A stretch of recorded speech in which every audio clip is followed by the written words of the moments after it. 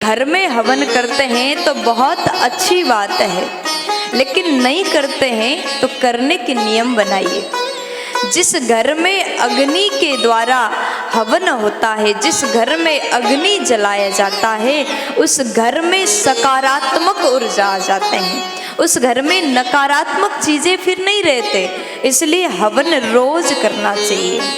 हवन करने से रोज हवन करने से आपके घर में हमेशा सकारात्मक ऊर्जा आता है, हमेशा लक्ष्मी आपके घर में प्रसन्न हो जाती है।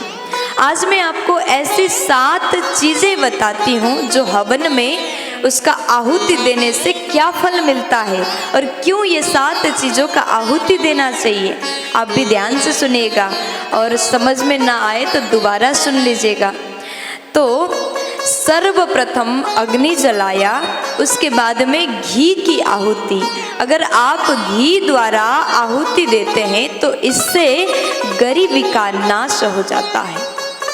अग्नि में जब हवन करते हैं, घी की बहुत बड़ी महिमा, बिना घी के हवन पूर्ण नहीं होता।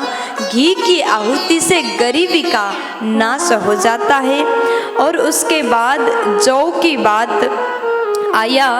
अगर आप जौ से आहुति देते हैं, जौ की आहुति देते हैं तो आपके घर के कभी ताला नहीं टूटेंगे, आपके दरवाजे में कभी दुश्मन आक्रमण नहीं करेंगे, आपके घर में कभी चोरी नहीं होगी।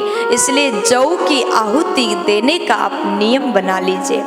और तीसरे नंबर में काले तिल, जो काले तिल आता है, अगर आप अग्नि में हवन करके तिल की आहुति देते हैं, अगर ऐसा करते हैं तो आपके घर की दरिद्रता नाश हो जाता है। कितनी बड़ी महिमा! काले तिल की आहुति से आपके घर में दरिद्रता नहीं आ सकता। और उसके बाद में मैंने 3 बताया, चौथे नंबर में दही की बात किया गया। दही की आहुति अगर देते हैं तो बाड़ी सिद्ध हो जाता है। बाड़ी सिद्ध यानी आप जो बोलोगे वो हो जाता है। और मेमोरी भी बढ़ जाता है।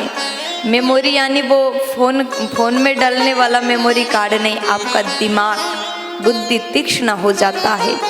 यदि आपके बच्चे पढ़ाई में कमजोर है तो काले तिल की आहुति और दही की आहुति अवश्य दिया करो। और उसके बाद 5वें नंबर में खीर की आहुति, जो दूध द्वारा निर्मित खीर होता है, खीर की आहुति अगर आप देते हैं तो वंश वृद्धि हो जाता है। आपके घर की जो नारियां हैं, माताएं हैं, आपको संतान नहीं हो रहा है, विवाह के 10 साल हो गए, बालक नहीं हो रहा है, संतान सुख प्राप्त नहीं हो रहा है, तो खीर की आहुति अवश्य आप हवन में दें। ऐसा करने से उस घर में वंश वृद्धि होती है।